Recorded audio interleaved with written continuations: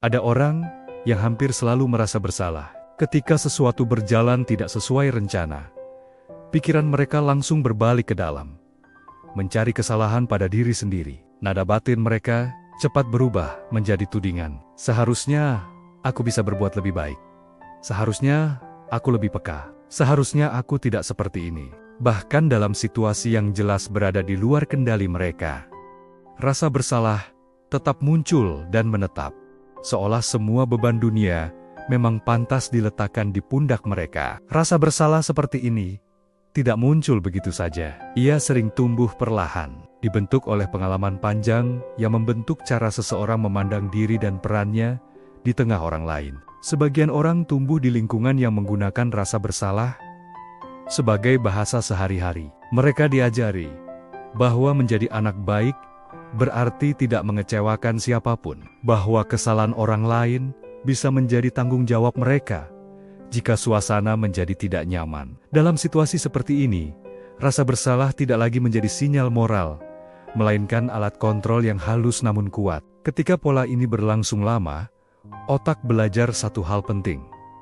Jika ada ketegangan, aku pasti penyebabnya. Jika ada yang terluka, aku seharusnya bisa mencegahnya. Tanpa disadari, seseorang tumbuh dengan keyakinan bahwa ia bertanggung jawab atas emosi orang lain. Maka rasa bersalah muncul, bahkan sebelum fakta diperiksa. Ia hadir lebih cepat daripada logika. Ada juga orang yang sering merasa bersalah karena empati yang sangat tinggi. Mereka mampu merasakan kesedihan, kekecewaan, dan beban orang lain dengan intensitas yang dalam. Masalahnya, empati yang tidak diimbangi batas sering berubah menjadi penyerapan emosi. Ketika orang lain menderita, mereka tidak hanya ikut peduli, tetapi ikut memikul. Mereka bertanya dalam diam, apa yang salah dari diriku sampai orang lain harus merasakan ini? Padahal, tidak semua penderitaan membutuhkan penanggung jawab. Kelompok lain membawa rasa bersalah karena ketakutan akan penolakan. Mereka belajar bahwa diterima berarti membuat orang lain nyaman, bahwa konflik adalah ancaman,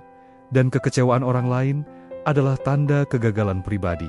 Maka mereka menyesuaikan diri, mengalah, dan menekan kebutuhan sendiri.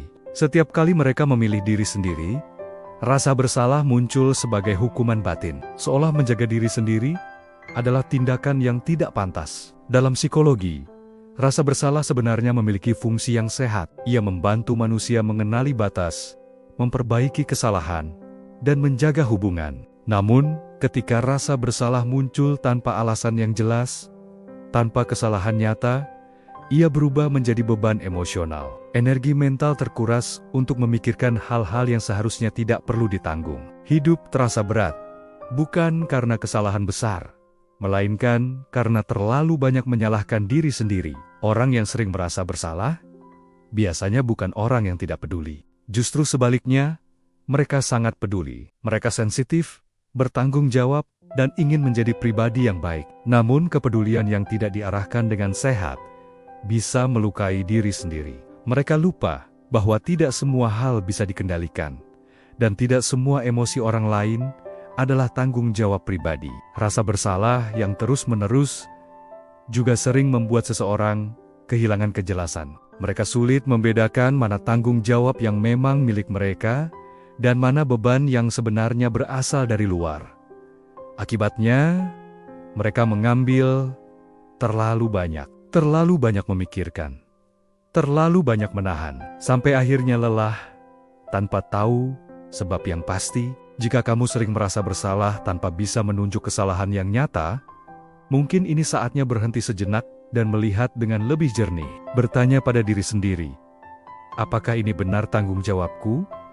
Atau hanya kebiasaan lama yang muncul otomatis? Belajar memisahkan empati dari rasa bersalah bukan berarti menjadi dingin. Itu berarti belajar mencintai diri sendiri dengan cara yang lebih adil. Kamu boleh peduli tanpa harus menyalahkan diri. Kamu boleh membantu tanpa harus mengorbankan seluruh energi. Kamu boleh menjadi orang baik tanpa terus-menerus merasa bersalah. Rasa bersalah tidak selalu tanda kesadaran. Kadang ia hanya jejak lama dari cara bertahan yang sudah tidak lagi kamu perlukan. Dan ketika kamu mulai menyadari hal ini, perlahan ruang di dalam diri akan terasa lebih ringan. Bukan karena kamu menjadi acuh, tetapi karena kamu akhirnya memahami bahwa tanggung jawab emosional setiap orang memiliki batas, termasuk batas untuk dirimu sendiri.